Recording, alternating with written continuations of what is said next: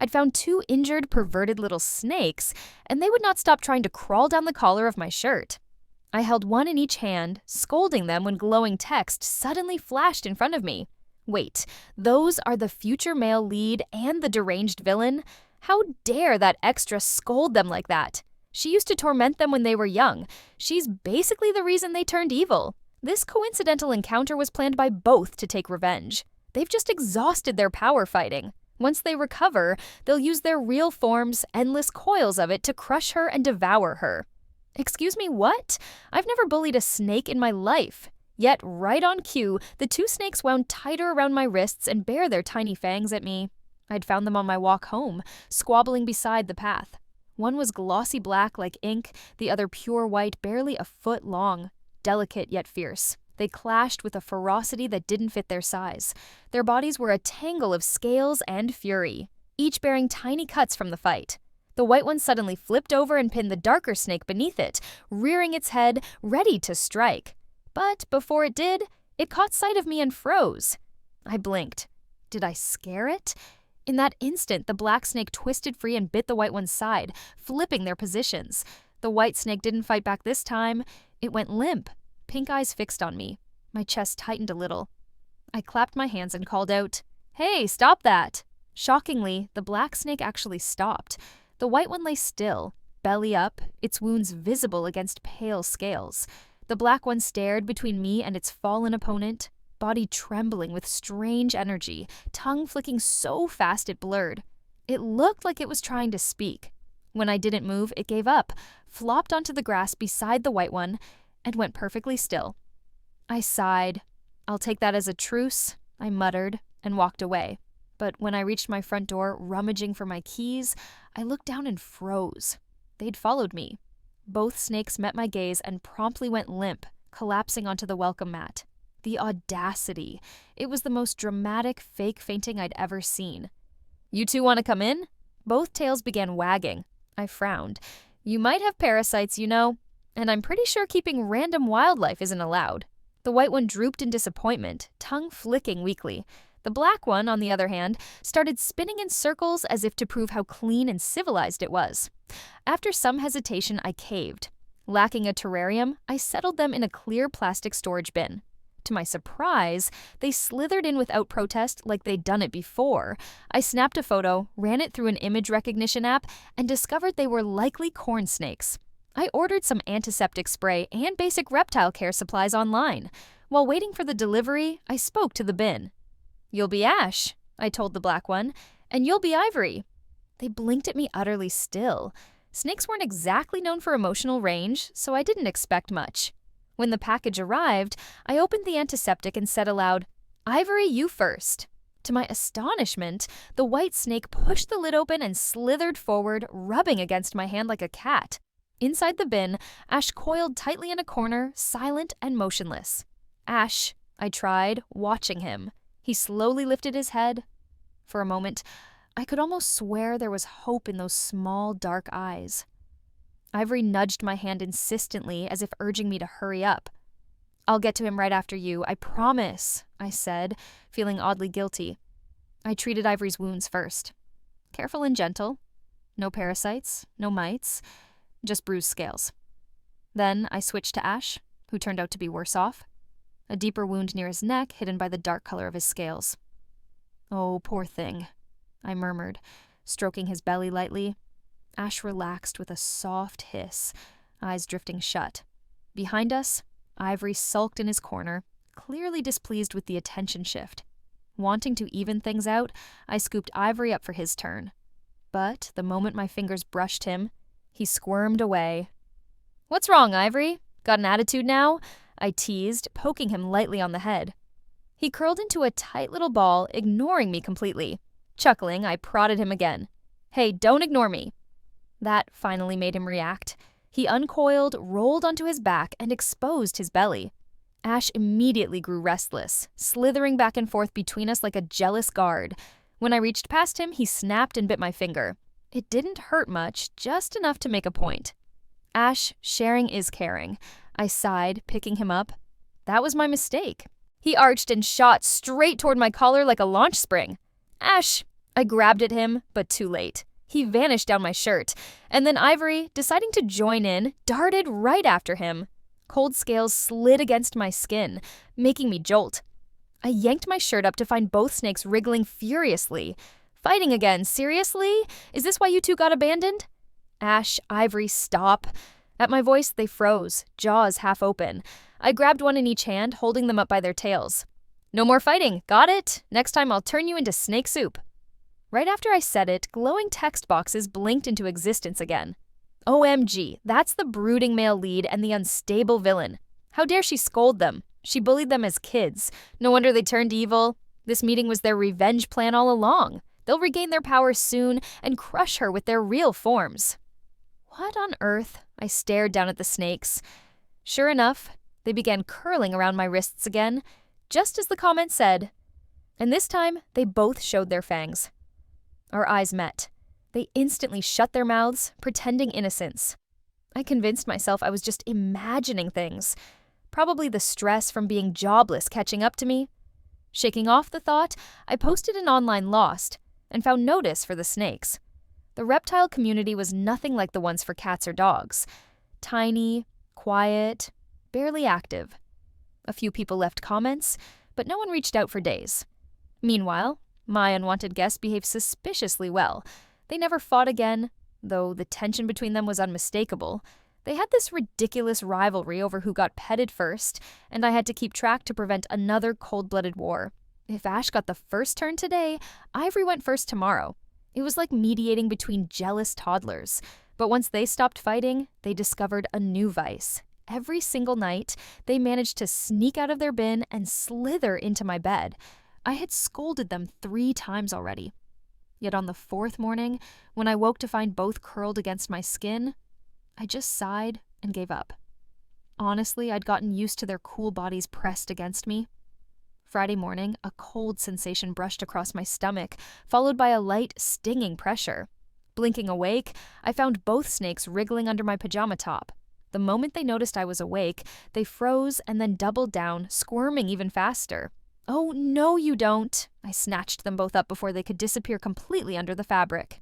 We've been over this. No crawling under my clothes. Do you want to end up as snakes do, you little creeps? Ivory hung limp in my hand, feigning innocence while Ash coiled around my wrist, flicking his tongue against my skin as if to apologize. I glared at him. Nice try, Romeo. That's not gonna work. He went still, hanging in mock despair. And then the text boxes appeared again. LOL, does she really think he's flattering her? He's testing where to strike. Wait, weren't those two venomous in the story? She just keeps provoking them. Same as she did back then. I bet her death scene will be brutal. My stomach turned to ice.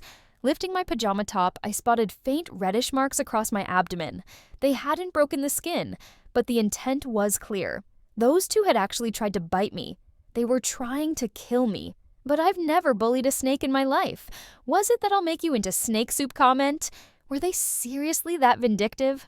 Trying not to panic, I placed them back in their bin and this time weighed the lid down with 2 thick books. Then I sat on the couch, refreshing my Found Pets ad on every possible site. If no one claimed them soon, should I just release them? Would that make them angrier? The entire morning passed with me pacing the apartment and imagining my obituary. At last, around 3 in the afternoon, I got a message. Hi, I think those are my snakes. When could I come pick them up? This afternoon works. I'll send you my address. A quick reply came back. Perfect. Thank you. To an hour later, someone knocked on my door. She was stunning, poised, elegant, in a designer dress holding a professional snake carrier. The comments burst to life. It's the female lead. Of course, she's gorgeous. No wonder the hero and villain both fell for her. Smart move by the side character. She might survive with a heroine here. I don't know. They look too angry to let her live. Hi, I'm Ray, she said warmly. And you must be Paige. Her name really was Ray. My brain short-circuited. The text boxes had been right again. I guided her quickly to the bin, desperate to hand the snakes over before something else happened. They're right here, I said. You can take them? Ray smiled. Thank you for caring for them. She reached for Ash first, but he kept dodging her hand with deliberate precision. After several failed tries, she switched to Ivory. She almost had him until he shot out of her grip like lightning straight onto my chest and vanished down my collar. Ash followed immediately.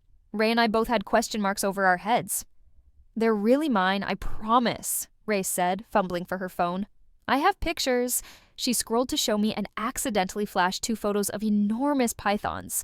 One was jet black, the other gleaming white. My stomach flipped. They were unmistakably ash and ivory. Only colossal.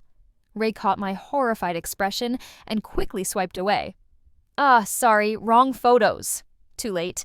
I dove my hands under my shirt, terrified they'd sink their fangs into me on /6 the spot. Instead, they calmly coiled around my arms, hissing softly at each other, competing to wrap tighter. They'd done this before. I had foolishly thought it was affection.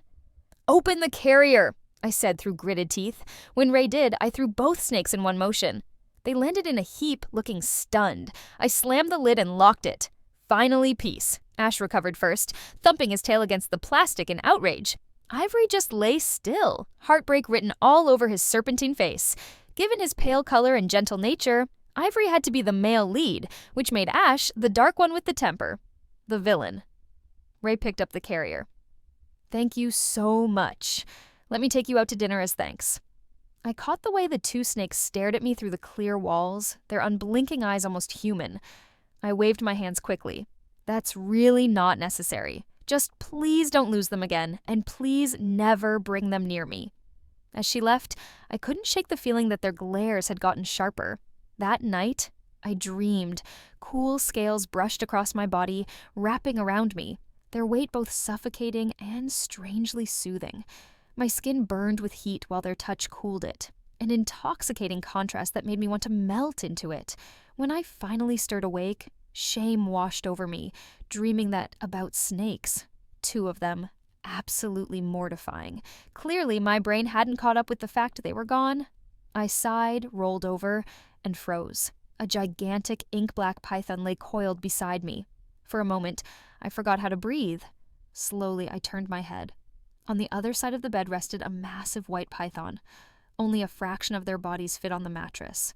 The rest wound across the floor, thick as tree trunks, filling the room in chaotic loops. Faint bruises and marks covered my body, remnants of being squeezed in my sleep. If anyone walked in, they'd assume a horror scene. So much for a nightmare. I hadn't escaped them. They'd been here all along. The text boxes flickered again. Why did they fade to black last night? I assumed it was too violent to show. Maybe they started fighting again over who got to kill her and wore themselves out. Either way, she's next. The white python's head lifted, ruby eyes locking on me. I bolted, slamming my bedroom door shut behind me. From inside came furious hissing and the dull, rhythmic thud of heavy bodies against the wood. I got away before they could break the door down. I bolted out so fast I had to leave most of my stuff behind. The snakes never tracked me down after that. My building manager called a day later to say I'd left my door open and the apartment looked abandoned, so I paid him extra to deal with movers and the landlord.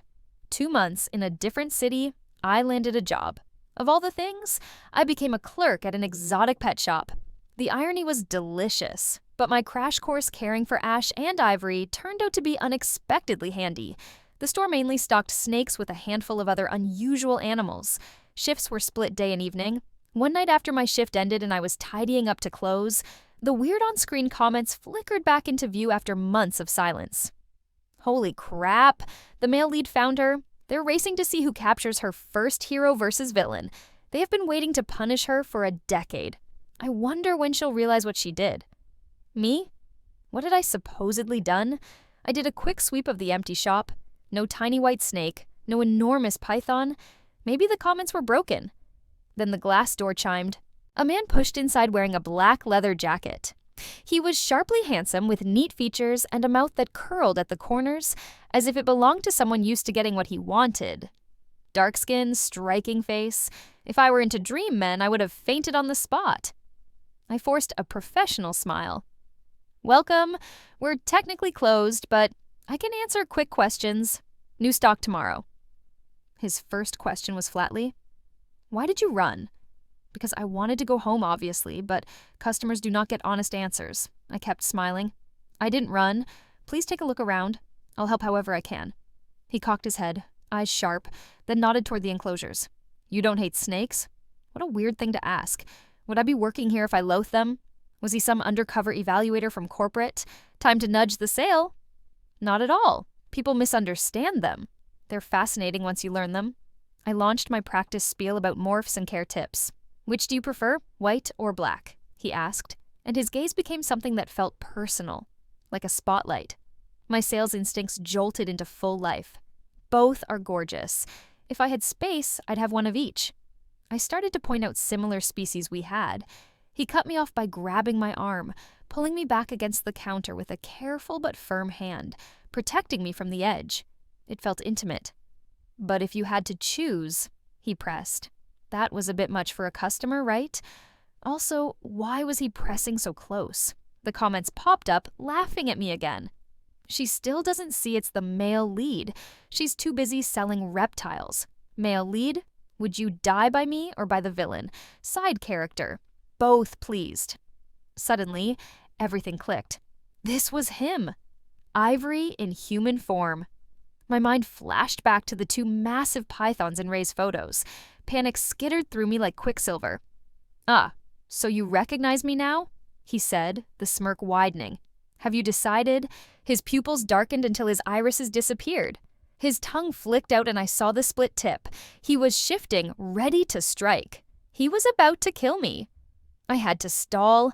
I clapped a hand over his mouth and whispered, "There are cameras. Do that and you'll end up viral.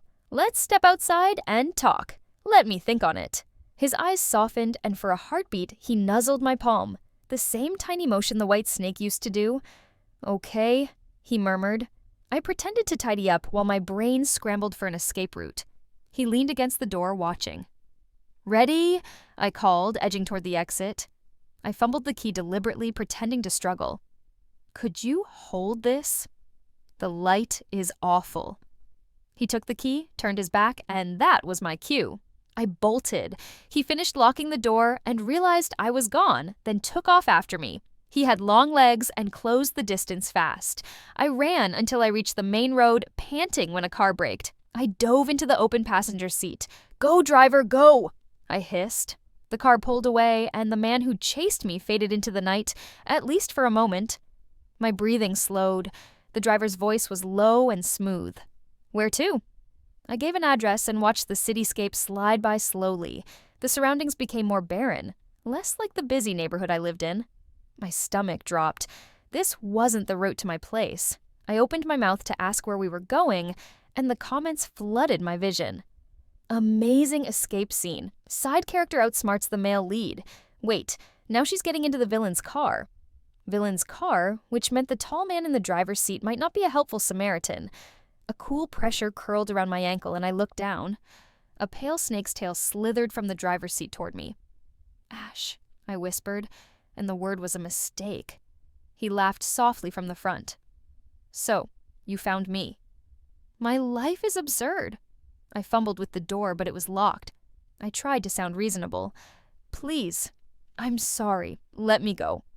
"No," he said simply. The car eased to the curb. In a blink, the man who had been sitting calmly in the driver's seat was at my side in the rear. His features were elegant, softer than I expected for someone playing a villain. Under his smooth exterior, though, I sensed a dangerous steadiness. He wasn't called Ash. Not really. The name in the running commentary was different, but for my head, I still used Ash. His snake tail coiled about me. I shrank back into the seat. If a man that handsome wanted me for affection, life would be winning. Except he wanted me because he planned to kill me. "Unless," he said with a tilt of his mouth that somehow felt flirtatious. "You let me go first," I laughed inwardly. Apparently being fought over by hero and villain for the privilege of killing you counts as popularity. "Well, sure, you can go first," I managed, forcing a bright tone. "But could you loosen up a bit? It's getting uncomfortable." He uncoiled a little. Pleased. "You said it." I tried to play for more time. "Why don't we go to your place? There's no room here to, really properly." He made a motion to go to the front seat. I slipped my hand into his pocket and snatched the car keys. I clicked them and flung the door open, starting to vault out. Before my shoe hit the ground, his tail whipped around my waist and yanked me back inside. "So disobedient," he said, eyes narrowing. "We'll finish this now before another escape." He leaned in at my neck and bared long, fine fangs. I struggled, but the tail held me just firm enough to stop me moving. A sharp pinch as the fangs pierced my skin. Darkness eased at the edges of my vision. If this was the end, at least it was quick, and it did not hurt. Turns out, I didn't die. But I did spend the entire night burning up with fever. When I finally came to, I was lying against Ash's bare chest, my hands wandering over his abs like I'd been bewitched. I jerked upright. You were the one holding on to me," he said, looking perfectly innocent. "Don't blame me for that." Bits and pieces of last night flashed back. After he bit me, my body went up in flames. I'd clung to his cool tail like it was my lifeline, refusing to let go. When we reached his villa, he'd had to carry me inside because I wouldn't release him. And apparently, somewhere along the way, I'd gotten a little handsy. Was that my body's idea of going out with a bang? Wait, if I wasn't dead, did that mean it was a slow-acting poison? The comments popped up, echoing my thoughts. Didn't the villain bite her? Why is she fine? Maybe it's a delayed toxin. Instant death is too boring for him. While I was processing that, the door flew open with a loud crash. The other one, the hero, stood in the doorway, fury radiating off him. "What the hell is wrong with you?" he shouted at Ash. Paige agreed. "It was my turn first," Ash replied smoothly, then glanced my way with a disarming smile. "Isn't that right, Paige?" For one fleeting second, I saw him as the little white snake again, the one who used to look at me with such pitiful eyes. Who would have guessed he'd turn out to be the villain? I laughed weakly. Haha, yeah, just a coincidence. When your life's at stake, you agree to anything. The air in the room was so tense it could snap. I was finally beginning to see why these two were always at each other's throats. I calculated my odds. If they fought, could I slip out? Before I could test it, the hero let out a tight sigh. Fine, for Paige's sake, I'll let it slide this time. Excuse me, I had sake with these people now. He came to sit beside me, his hand brushing my neck, thumb tracing my skin, but I get the next turn. Great. 2 different venoms. Maybe I'd at least die in an interesting way? Not now, Ash said, voice cool and steady. Don't think I won't fight you just because she's here, Nick warned. If someone walked in right now, they'd think this was some twisted romance scene. Then Ash's calm words shattered that illusion. The interval's too short. Her body won't survive it. I suddenly pictured 2 cats batting around one poor mouse, just waiting to see which one it would run to before finishing the job. These 2 were lunatics. Nick finally looked away from my neck, grumbling. Fine, then she stays with me tonight. No. What do you mean no? You already had her all night. That's your fault. In the end, I somehow ended up in the guest room with Nick, but before midnight, Ash had quietly slipped in too. The bed was small, and I spent the night squashed between them like a human pancake. Apparently, they had no plans to take turns. So yeah, I was a prisoner now, probably. I tried escaping through the bathroom window. Failed. Tried sneaking out while they argued. Failed. Tried hiding in the attic and faking my own disappearance. Caught again. Eventually, I had to call my boss at the pet store and request an indefinite leave. Meanwhile, these 2 seemed to have no jobs whatsoever. They spent every day arguing over who got to cook for me, turning every meal into a potential battleground. I prayed they'd tire themselves out and revert to snake form, but no such luck. After several near brawls, they decided to alternate cooking days. Sleeping arrangements, however, were non-negotiable. No matter which bed I started in, I always woke up pinned between both of them. One day, each became one side each. Even the comments didn't know what to make of it. Are they fattening her up before killing her? Or is this a domestic sitcom now? If I didn't know they were psychos, I'd swear this was their honeymoon. I was starting to agree until one afternoon after lunch. I went to the fridge for a drink and overheard their conversation in the kitchen. It's been long enough, Nick said, voice strained. I can't wait anymore. Every time I see her neck. The day after tomorrow, Ash interrupted calmly. At night, I looked down at my stomach, which had definitely gotten softer from all the home-cooked meals. Yep, they were fattening me up before the feast. Waiting to die wasn't an option. From my many failed escape attempts, I'd learned one thing. Ash was far more dangerous than Nick. Nick was impulsive, emotional. Ash planned 3 steps ahead. So that evening, while Ash cooked dinner, I quietly pulled Nick aside. "Nick," I whispered, "I've made my choice." "It's you." His eyes widened. "Really? Keep your voice down." I pressed a finger to my lips, then gestured toward my neck. "Get Ash out of the house tonight." He frowned. "But you're not ready," I interrupted. "If we don't act now, Ash will just keep delaying. He's doing it on purpose." He still looked uncertain. "Listen," I said, pushing on, "I'll fake a stomach ache. You back me up. He'll have to leave to buy medicine." Nick hesitated, then nodded. "All right." Just then, Ash stepped out of the kitchen, eyes sharp and assessing. "What are you two whispering about? Dinner's ready?" I smiled brightly. "Coming." Nick grinned through the whole meal, looking absurdly pleased with himself. For someone labeled a tragic male lead, he sure looked smug. When the moment came, I pressed a hand to my stomach. "Ugh, I don't feel so good." Ash immediately came over, palm on my forehead. "No fever? Maybe you ate too much variety again. We should go to the hospital." I leaned against Nick. "No hospital. I hate hospitals. Just get me something for my stomach." Ash frowned. "Let's get it checked." "I don't want to go." I whined dramatically. Ash sighed. "Nick, you go buy the medicine." "Why me? It's your turn?" "What turn?" "The last time you stayed with her. My turn to stay, so you go." I had no clue what their bizarre turn system meant, but the important part was that Ash finally gave in and left. I shot Nick a confident wink. Step 1? Success. Nick thought we were partners in crime. 10 minutes after Ash left, he swept me off my feet, literally. "Wait, hold on," I yelped. He sat me on the couch, eyes gleaming. "What? Second thoughts?" "No, of course not," I lied quickly. "I just left my phone in the bedroom." "Can you grab it? Ash will definitely call to check in. I can handle him. I don't want you getting hurt." That did it. His ego puffed up and he marched off to find the non-existent phone. As soon as he disappeared, I crept toward the front door. "It's not here," he shouted from the bedroom. "Check under the sheets," I called back, already twisting the doorknob. But the comments flared across my vision again. "Paige, don't do it. You split them perfectly, but the villain's already waiting outside. Do not open that door." Too late. The door swung open. Nick was still calling from the bedroom when the motion sensor light flicked on outside. Ash stood on the steps, expression calm and unreadable. Eyes locked on mine, planning another escape. Ash's tone was calm, almost amused. I froze. Couldn't those internal voices have warned me a few seconds sooner? I forced a shaky laugh.